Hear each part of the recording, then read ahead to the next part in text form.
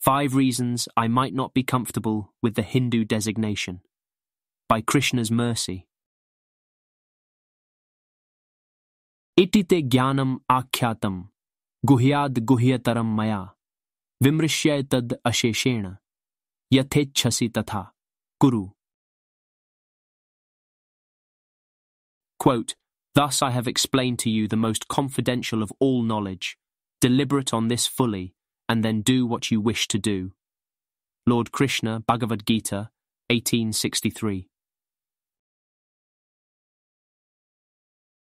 In this hypothetical situation, I am approached by someone and asked to describe the particular faith to which I belong.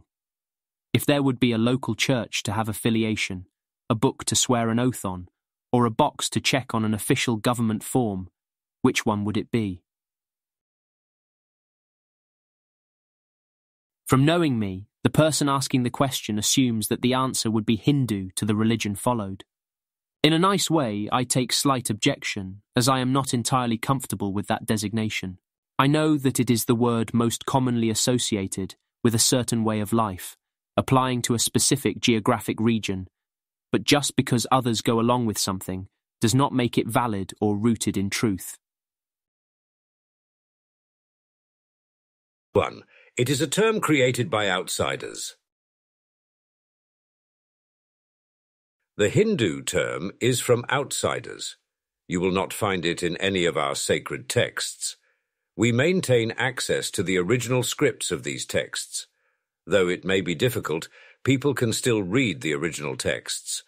We have translations for sure, as is necessary with the passage of time, but the so-called change disease, as described by His Divine Grace A.C. Bhaktivedanta Swami Prabhupada, is a little more difficult to stick on the Sanskrit culture.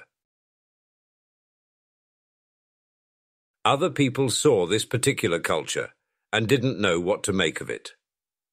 They came up with this idea of Hinduism, based on a juxtaposition to a specific river or valley. It is fine if that is how others want to identify the culture, but understand that it is a deep, significant and rich culture, with many subtleties and nuances. The name applying to that culture should not be based on geography. 2. The term has no real meaning. The Hindu term has no real meaning. As a simple example, consider that both my neighbor and I belong to this particular religion. Others will say that I am a Hindu and that my neighbor is also a Hindu. The problem is that I have a certain way of going about life. I follow a specific conclusion about the nature of the world and its origin. I adjust my diet accordingly. I celebrate certain holidays throughout the year. My neighbor, who is also Hindu under this designation, has an entirely different conclusion about the meaning of life. They celebrate different holidays. They eat different kinds of food. The two of us barely share anything similar in the way we go about life. To say that we are both Hindu, in this context, is to give up in trying to understand. It is taking shelter of a term that has no actual meaning. 3. There are too many misconceptions. The Hindu term also carries many misconceptions. We are accused of having the degraded caste system. While the system has its many obvious flaws today, the original version is scientific in nature. It is nothing more than a proper division of labor applying to society at large. Chaturvarnyam maya srishtam gunakarma vibhagasha tasya kartaram apimam vidya akartaram avyayam. Quote, According to the 3 modes of material nature and the work ascribed to them, the 4 divisions of human society were created by me. And although I am the creator of this system, you should know that I am yet the non-doer, being unchangeable. Lord Krishna, Bhagavad-gita 4:13. On the local baseball team, for instance, one person throws the ball, another person catches, and another person protects a particular base. The players have different qualities.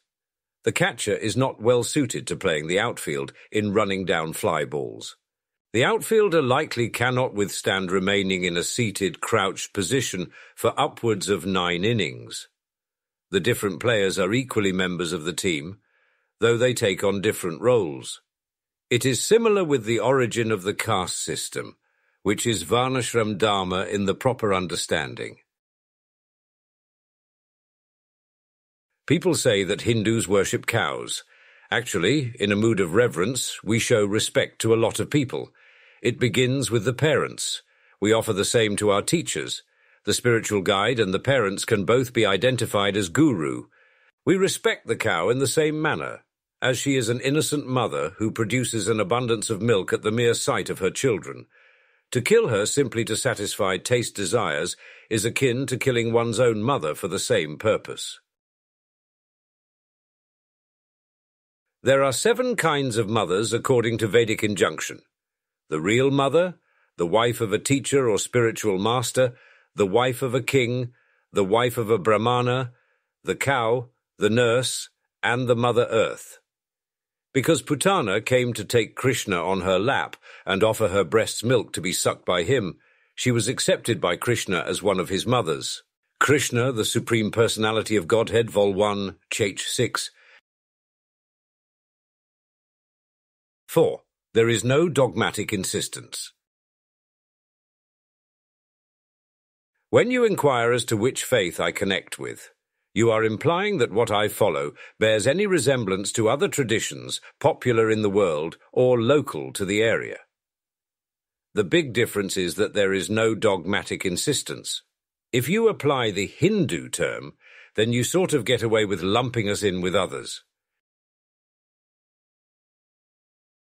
We take issue with that association because the culture is scientific in nature. We do not need to scare anyone into following. There is no reason to threaten precisely because we consider birth to be a horrible event. Birth is one of 4 miseries to experience in this existence. From birth you get old age, disease, and death. How can we frighten others about a bleak future in the afterlife, when we already have in our destiny the horror of forced separation from all of our attachments? What can be worse than this? Rather, the culture appeals to the understanding and rational thinking in the human species. We should hear. We should show respect. We should offer some service to the ones teaching us. After the interaction is complete, we should deliberate fully. We should be convinced on our own of the validity to the presentation. We should not follow blindly out of fear or simply to get along with the rest of the crowd. 5. The culture is scientific in nature. We do not like the Hindu term because it relegates the culture to some kind of mass allegiance that lacks intelligence. The proper term is Sanatana Dharma. Dharma can refer to righteousness, honor, duty, or religion, as the rest of the world understands it. But Dharma is actually the essential characteristic of something, and when applying to the individual, it refers to their tendency to serve. Real religion is one. It is known as Sanatana Dharma because this essential characteristic applies to all periods of time. Dharma is not created. It never goes away. To say that we belong to a specific faith to akin to saying scientists subscribe to the faith in the law of gravity.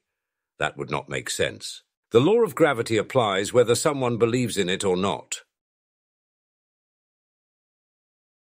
In the same way, the scientific nature to the material energy, time, the individual, the consequences to action, and the supreme being overseeing everything applies whether one is familiar with the principles or not. These 5 topics, Prakriti, Kala, Jiva, Karma, and Ishvar, are covered nicely in Bhagavad-gita, which is a sacred text appealing to the entire human population, irrespective of the box they check on a government form. In closing, to which do I belong? A tradition timeless and strong, one that is scientifically based, never by time erased, one by the intellect to approach, not by force to encroach, or others to frighten and scare, Dharma for the sober and aware.